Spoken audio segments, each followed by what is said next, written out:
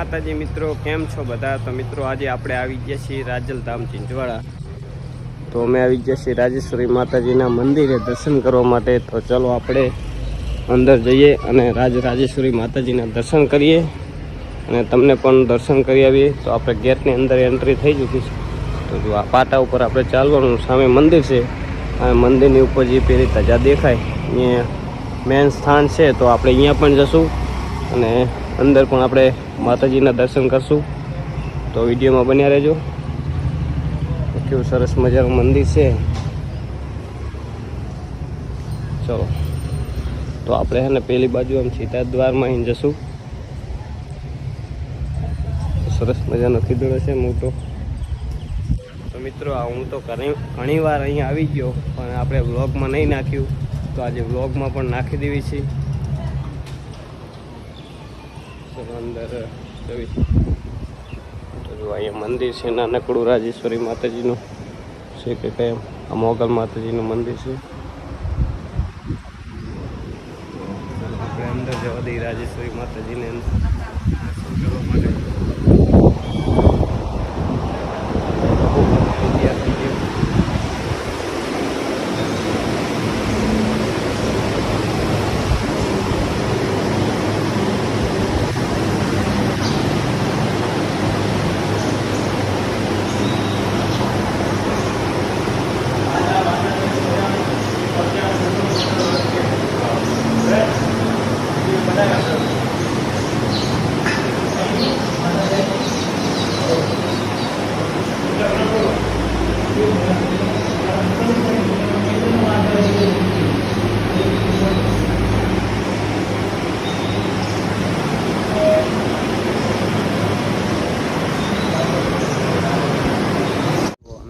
આવી ગયા જો આ જગ્યાએ ફોટોમાં બધી જગ્યાએ ધરાવવામાં આવે છે, પણ એ મોટામાં મોટો માં અક્ષરના દાતાશ્રી।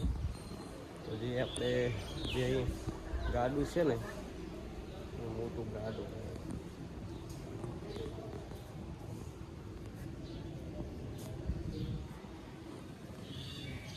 આની કંઈક જૂની કંઈક વાર્તા છે, પણ આપણને જો કંઈ ખબર નથી। આ ગાડાની અંદર બેડા ભરીને એવું કંઈક પ્રસાદીનું એવું કંઈક છે, તો આપણને ખબર નથી। અને આ 31 તારીખે જુઓ, 31/5 તો આ કલાકાર આવવાના છે। ખુશીબેન આહિર, રાજન કાપરા, રાયમલ પાડીવાળા। તો આ 31 તારીખે રાજેશ્વરીમાં જરૂરથી તમે આવજો। હાલ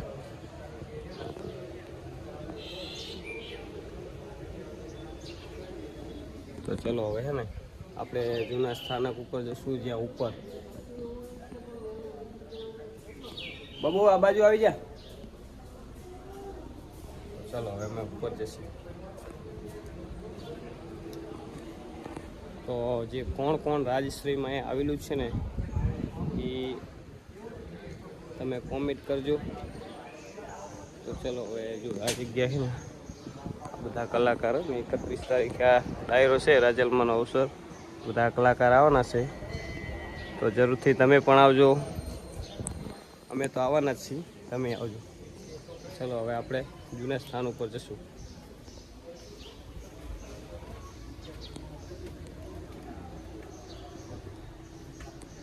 અહીંયાથી આખું ચંચવાડાનો દ્રશ્ય દેખાશે। હવે હવે ઉપર આવતી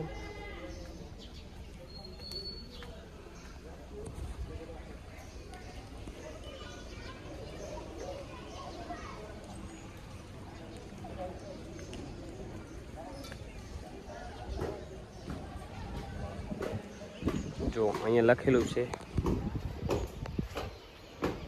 મૂળ સ્થાનક, અહીંયા છે નીચે।